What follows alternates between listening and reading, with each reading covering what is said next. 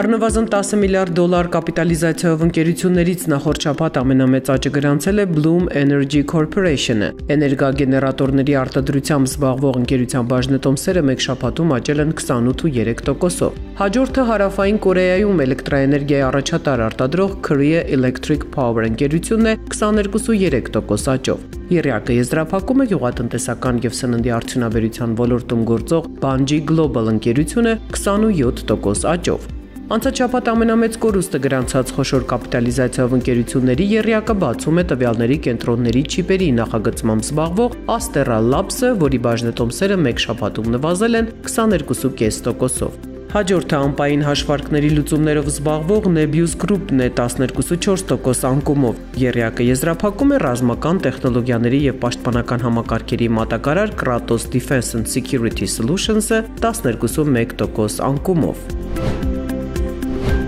Ամերիկյան ֆոնդային շուկաները նախորդ շաբաթը փակեցին աճով, քանի որ ներդրողների մտահոգությունները առևտրային պատերազմի առնչությամբ նվազեցին, իսկ բանկային ոլորտի հաջող ֆինանսական հաշվետվությունները մեծացրին վստահությունը տնտեսության նկատմամբ։ S&P 500-ը շաբաթվա ընթացքում աճեց 1.7%-ով, Nasdaq-ը 2.1%-ով, իսկ Dow Jones-ը 1.6%-ով։ Ոսկու գինը շաբաթվա սկզբին պատմական բարձր մակարդակից հետո շաբաթվա վերջին նվազեց 2.2%-ով հասնելով 1 ունցիայի դիմաց $4,230։ Պատճառն այն էր, որ բանկային համակարգի հարցում մտավախությունների թուլացման ֆոնին անվտանգ ակտիվների նկատմամբ պահանջարկը թուլացավ։ Նույն պատճառով աճեցին ԱՄՆ գանձապետական պարտատոմսերի եկամտաբերությունները։ 10-ամյա պարտատոմսերի եկամտաբերությունը հասավ 4%-ի, իսկ 30-ամյայինը 4.6%-ի։ Ամերիկյան դոլարը նույնպես ամրապնդվեց հիմնական արժույթների զամբյուղի նկատմամբ աճելով 0.16%-ով։ ԱՄՆ ֆոնդային շուկային այս շաբաթ կարևոր փորձություն է սպասում։ Խոշոր ընկերությունները պետք է հրապարակեն եռամսյակային հաշվետվությունները։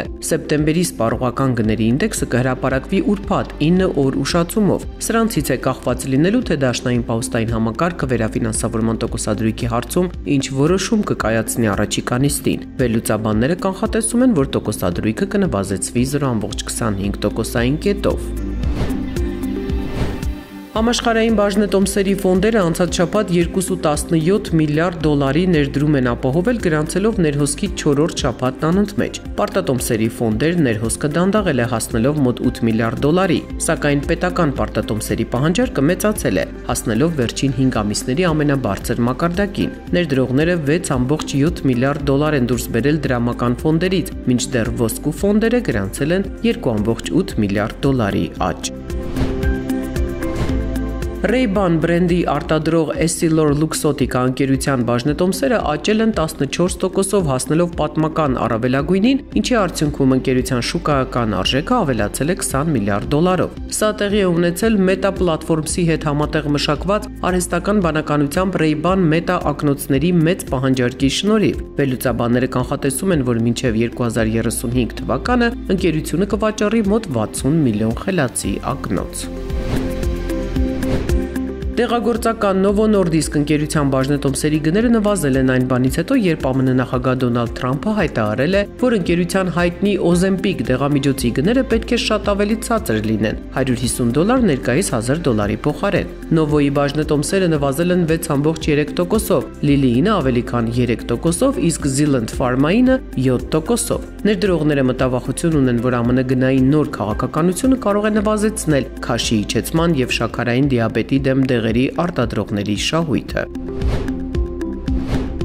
Ներդրումների կառավարմամբ զբաղվող Men Group-ի բաժնետոմսերը հասել են 6 ամսյա առավելագույնին, աճելով 2.6%-ով այն բանից հետո, երբ ընկերությունը հայտարարել է, որ իր կառավարման տակ գտնվող ակտիվները մեկ տարում աճել են 22%-ով, հասնելով ռեկորդային $213.9 միլիարդ։